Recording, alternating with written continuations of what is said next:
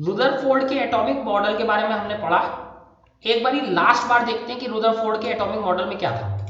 पहली चीज क्या है, पॉजिटिवली चार्ज सेंटर है। क्यों? क्योंकि उससे ही डिफ्लेक्शन हुआ और वो बहुत भारी भी है। Nearly all the mass of atom resides in nucleus, तो सारा मास भी कहाँ है, इसी में रहता है। तो एक तो पॉजिटिवली चार्ज सेंटर है जिसको उन्होंने क्या बोला, न्यूक्लियस, और सारा का सारा मास भी कहाँ रहता है, इसी में रहता है। ठीक है, सारा मास इसमें, तो ये सब चीजें लिख लोगे आप रुदरफोर्ड के एटॉमिक मॉडल पर। ठीक है, बहुत इंपॉर्टेंट है रुदरफोर्ड का atomic model.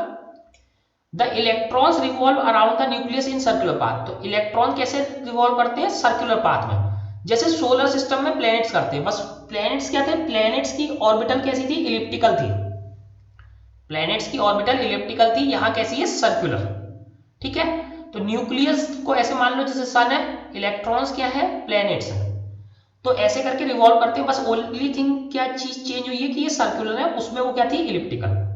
Third, size of nucleus is very small, तो न्यूक्लियस का साइज क्या, बहुत छोटा है। कैसे पता चला बहुत छोटा है, क्योंकि ज्यादातर क्या थे, सीधे निकल जा रहे थे। ज्यादातर जो अल्फा पार्टिकल थे क्या, सीधे निकल जा रहे थे। बहुत थोड़े से ही क्या हो रहे थे, डिफ्लेक्ट हो रहे थे। ठीक है, या वापस आ रहे थे। तो इससे क्या पता चलता है कि न्यूक्लियस बहुत छोटा है, बहुत भारी है और पॉजिटिवली चार्ज है। तो उनका एक्सपेरिमेंट देखो कितना अच्छा था। इस छोटे से एक्सपेरिमेंट से उन्होंने बता दिया कि न्यूक्लियस बहुत भारी है, न्यूक्लियस बहुत छोटा है, और न्यूक्लियस कैसा चार्ज है, पॉजिटिव, और इलेक्ट्रॉन क्या कर रहे हैं, आसपास घूम रहे हैं। तो ये अब हम रुदरफोर्ड का एटॉमिक मॉडल पढ़ चुके हैं। लेकिन हमेशा की तरह हर चीज में कुछ ना कुछ कमी होती है। तो अब देखते हैं रुदरफोर्ड के एटॉमिक मॉडल में क्या क्या कमी थी। ड्रॉबैक्स का मतलब बेसिकली इसमें क्या क्या कमी थी, ड्रॉबैक्स ऑफ रुदरफोर्ड्स एटॉमिक मॉडल। ठीक है, या रुदरफोर्ड्स मॉडल ऑफ द एटम। तो अब हम इस पे देखते हैं कि इसमें क्या क्या कमी थी। पहली चीज, the revolution of electron in circular orbit is not expected to be stable. पहली चीज क्या थी कि इलेक्ट्रॉन का, जैसे उन्होंने बताया कि वो घूम रहे हैं, इलेक्ट्रॉन इन सर्कुलर ऑर्बिट, ये स्टेबल नहीं थी, स्टेबल नहीं थी, is not expected to be stable. ठीक है, क्यों, any particle in circular orbit will undergo acceleration. तो देखो ऐसा होता है कि ये हमने ऐसे करके न्यूक्लियस बनाया और इलेक्ट्रॉन ऐसे घूम रहे थे। ठीक है, घूम रहे थे। तो अगर कोई भी पार्टिकल सर्कुलर ऑर्बिट में घूम रहा है तो उसको उसके ऊपर एक्सेलरेशन लगता है। एक्सेलरेशन हम जो है अभी बाद में डिस्कस करेंगे, एक्सेलरेशन क्या होता है, और डिटेल में मोशन वाला चैप्टर है उसमें डिस्कस करेंगे। Any particle in circular orbit would undergo acceleration, तो ये किस में जाएगा, एक्सेलरेशन में। एंड ड्यूरिंग एक्सेलरेशन, एक्सेलरेशन में क्या होगा, charge particle would radiate energy. तो अगर ये सर्कुलर ऑर्बिट में है तो इसका क्या होगा, इससे एनर्जी निकलेगी, एनर्जी निकलेगी। ठीक है, एनर्जी निकल रही है, और एनर्जी निकलेगी, दस the revolving electron would lose energy. तो एनर्जी निकल गई तो इसकी एनर्जी क्या हो गई, लूज हो गई। ठीक है, एंड इसकी एनर्जी लूज होगी तो फिर ये क्या होगा, धीरे धीरे धीरे धीरे इसका सर्किल छोटा होता चला जाएगा, सर्किल छोटा होता चला जाएगा, और ये लास्ट में आके क्या हो जाएगा, न्यूक्लियस में गिर जाएगा। इसे ऐसे समझो, जैसे जैसे देखो, अगर आप एक रस्सी लो, ठीक है, एक रस्सी, रस्सी पे एक पत्थर बांधो और इसे घुमाना शुरू कर दो। ठीक है, इसे घुमाना शुरू कर दो तो क्या होगा, शुरू में ये देखो ऐसे घूमेगा। अगर आप इसको एनर्जी देना बंद कर दो, आप इसको एनर्जी देना बंद कर दो, तो क्या होगा, इसका सर्किल छोटा होता चला जाएगा, धीरे धीरे धीरे धीरे छोटा होता चला जाएगा, और लास्ट में आके क्या हो जाएगा, ये रुक जाएगा, रुक जाएगा पार्टिकल। ये चीज समझ में आई ना, रस्सी पे एक पत्थर बांधो और इसे गोल गोल घुमाना शुरू कर दो ऐसे। रस्सी पे पत्थर बांधा और हमने क्या करा, इसको घुमाना शुरू कर दिया ऐसे। तो जब तक आप इसको बाहर से एनर्जी दे रहे हो, घुमा रहे हो, एनर्जी कहां से मिल रही है इसे, आप जो घुमा रहे हो, तब तक क्या है, ये घूमता रहेगा। लेकिन जैसे ही आप इसको एक्स्ट्रा एनर्जी देना कम करोगे तो फिर उसके बाद क्या होगा, धीरे धीरे इसका जो रेडियस है वो छोटा होता चला जाएगा, धीरे धीरे धीरे धीरे, और लास्ट में जाके क्या हो जाएगा, ये रुक जाएगा, लास्ट में जाके ये रुक जाएगा। और ये बहुत ही सिंपल एक्सपेरिमेंट है, आप अपने घर में आराम से कर सकते हो। जस्ट क्या करना है, एक थ्रेड लो,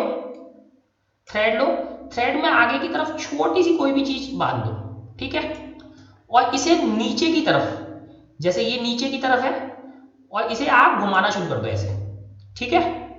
तो अब ये घूम रहा है ऐसे करके, ऐसे करके, ठीक है, ऐसे घूम रहा है ये पार्टिकल ऐसे, ठीक है, थ्रेड के साथ ऐसे घूम रहा है। तो आपने इसे यहां से पकड़ रखा है, यहां से पकड़ रखा है और गोल घुमा रहे हो।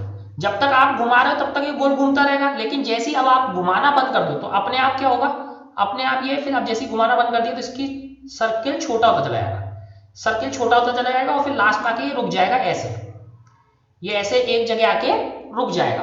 तो सेम उन्होंने वही बात कही कि अगर ये इलेक्ट्रॉन घूम रहे हैं तो इनको तो कोई एनर्जी देने वाला है नहीं, इलेक्ट्रॉन को कहां से एनर्जी मिल रही है, तो ये गोल गोल घूमता रहेगा, तो घूमते घूमते इसकी जो है ऑर्बिटल छोटी हो जानी चाहिए थी, और ऑर्बिटल छोटी हो के धीरे धीरे धीरे धीरे ये कहां, ये न्यूक्लियस में गिर जाना चाहिए था, क्योंकि इलेक्ट्रॉन कैसा था, नेगेटिव, और न्यूक्लियस कैसा था, पॉजिटिव। तो ये कहां गिर जाना चाहिए था, ये न्यूक्लियस में गिर जाना चाहिए था, लेकिन ये नहीं गिरता, ये गिर जाना चाहिए था, और गिर जाता तो फिर एटम खत्म हो जाता। जैसे ही इलेक्ट्रॉन न्यूक्लियस में गिर जाता तो फिर तो एटम खत्म हो जाता, लेकिन ऐसा आज तक एटम खत्म नहीं हुआ, आज तक एटम है। तो ये चीज नहीं एक्सप्लेन कर पाई है। Thus revolving electron would lose energy and finally fall into nucleus। तो धीरे धीरे वो क्या करेगा, वो अपनी एनर्जी लूज कर देगा और न्यूक्लियस में गिर जाएगा। इफ दिस वर सो, अगर ऐसा है, the atom should be highly unstable, तो अगर ऐसा होता तो एटम क्या होता, highly unstable, hence matter would not exist, तो एटम ही नहीं होता तो मैटर भी नहीं होता। We know that atoms are stable, तो हमें मालूम है कि एटम्स स्टेबल है, तभी तो सारा मैटर है। तो ये चीज तो इनकी बिल्कुल गलत हो गई कि अगर वो उसके अराउंड ऐसे सर्कुलर ऑर्बिट में कर रहा है और उसे कोई बाहर से एनर्जी नहीं मिल रही, तो वो धीरे धीरे धीरे धीरे उसकी ऑर्बिट छोटी होती चली जाएगी, सर्कुलर ऑर्बिट, और लास्ट में क्या हो जाएगा, न्यूक्लियस में गिर जाएगा, एटम दी एंड। लेकिन ऐसा है नहीं, एटम आज भी एग्जिस्ट करते हैं। तो ये चीज तो ये नहीं समझा पाए। तो अब देखते हैं और क्या क्या बातें हैं। तो ये बहुत सीरियस इशू है इस मॉडल का। इसको समझाने के लिए कौन आए, नील्स बोर। इसको समझाने के लिए कौन आए, नील्स बोर। तो अब हम देखते हैं बोर्स एटॉमिक मॉडल। किसका मॉडल, बोर्स, नील बोर का। तो सबसे पहले हमने किसका देखा, हमने सबसे पहले देखा था मॉडल, अपना मॉडल देखा था हमने थॉमसन का। थॉमसन के बाद हमने मॉडल देखा रुदरफोर्ड का। अब हम देख रहे हैं एटॉमिक मॉडल बोर का, ठीक है, थॉमसन का, फिर रुदरफोर्ड का, अब हम देख रहे हैं एटॉमिक मॉडल बोर का। तो बोर का एटॉमिक मॉडल क्या था, तो पहले हम जो है नील्स बोर के बारे में पढ़ लेते हैं, नील्स बोर कौन थे, फिर उसके बाद हम देखते हैं नील्स बोर ने क्या एटॉमिक मॉडल दिया, ठीक है। नील्स बोर के बारे में पढ़ लेते हैं थोड़ा सा। Niels Bohr was born in Copenhagen, कहाँ इनका जन्म हुआ था, कोपनहेगन में, 1885 से 1962 में इनकी डेथ हुई है, 1885 में ये बोर्न हुए थे, 7 अक्टूबर 1885 को, कोपनहेगन डेनमार्क में, कोपनहेगन डेनमार्क में। He was appointed professor of physics, तो फिजिक्स के प्रोफेसर थे वो कहाँ पे, कोपनहेगन यूनिवर्सिटी में। कोपनहेगन कहाँ मैंने बताया, डेनमार्क में, ठीक है। 1916 में वो प्रोफेसर बन गए थे फिजिक्स के। ही गॉट नोबेल प्राइज, तो उनको भी नोबेल प्राइज मिला, देखो वो कितने अच्छे साइंटिस्ट थे, for his work on the structure of atom, तो उन्होंने स्ट्रक्चर ऑफ एटम बताया था, उनको भी नोबेल प्राइज मिला। Among professor Bohr's numerous writing, तो उनकी बहुत सारी चीजें लिखी। 3 अपेयरिंग बुक्स आर, तो इन्होंने काफी सारी चीजें लिखी, उसमें से जो है 3 मेन बुक कौन सी है, पहला theory of spectra atomic constitution, तो एटम के कंस्टिट्यूशन के ऊपर बताया है कि उन्होंने एटॉमिक थ्योरी, और डिस्क्रिप्शन ऑफ नेचर, तो नेचर कैसे काम करती है वो बताया उन्होंने, और theory of spectra and atomic constitution की एटम किस किस चीज से मिलकर बना है, स्पेक्ट्रा क्या चीज है, स्पेक्ट्रा का मतलब जो ये लाइट है, लाइट इलेक्ट्रॉन्स वगैरह से जब चार्ज कर देते हैं तो इसमें से लाइट निकलती है, वो हम बाद में पढ़ेंगे, लेकिन उसके बारे में बताया स्पेक्ट्रा और एटॉमिक कंस्टिट्यूशन, एटॉमिक कैसे बना है, एटॉमिक थ्योरी दी, और नेचर कैसे काम करती है। ये उनकी 3 मेन चीजें हैं नील्स बोर की।